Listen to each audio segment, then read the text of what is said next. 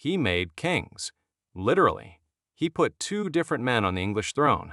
He removed them when they displeased him. He was the wealthiest man in England, the most powerful nobleman alive. April 14th, 1471. The Battle of Barnet.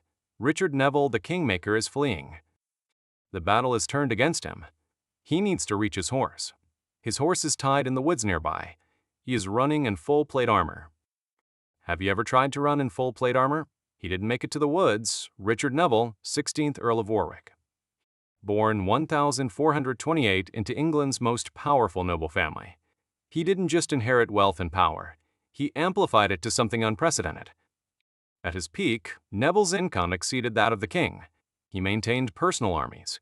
He controlled vast territories. He fed thousands of retainers daily. His power made every king nervous, and he used that power to decide who would be king. He put Edward IV on the throne in 1461. When Edward defied him, Neville removed him. He put Henry VI back on the throne in 1470, allying with his former enemies, switching sides as political convenience demanded. This was the Kingmaker, England's Wars of the Roses, named for the symbols of the two rival houses. York with the white rose, Lancaster with the red, a civil war that would devastate the English nobility for 30 years. Neville played both sides. He was initially Yorkist, Edward IV's chief supporter. Then he switched to Lancaster, allying with Margaret of Anjou, his former bitter enemy. The cynicism was breathtaking, but this was medieval politics. Survival above loyalty, power above principle. The Kingmaker understood this perfectly, until the morning he didn't. April 14th, 1471, Easter Sunday. The Battle of Barnet. Outside London. Before dawn, the armies took their positions in the dark.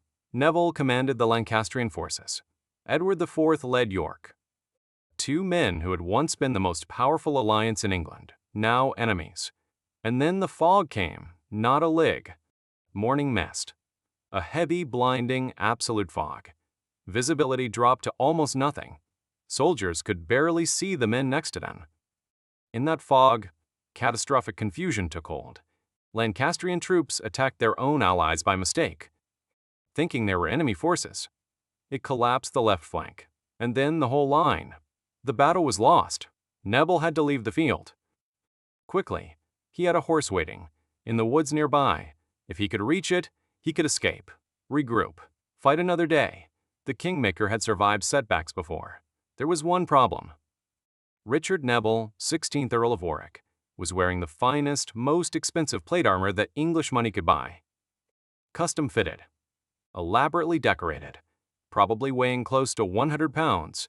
He ran, or tried to. Full plate armor is not designed for running. It is designed for fighting on horseback or standing in formation. Enemy foot soldiers were much lighter. They had shed heavy armor for mobility. They could run, Neville could not. They caught him before he reached the trees. The soldiers surrounded the Kingmaker.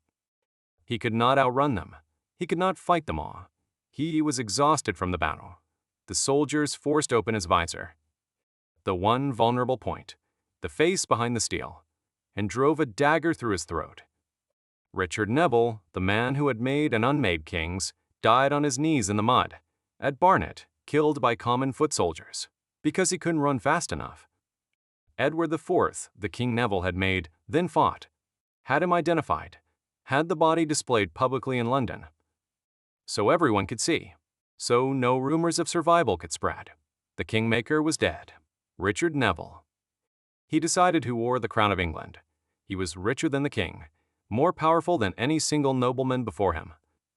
And in the end, he died. Because he was wearing too much armor to run away.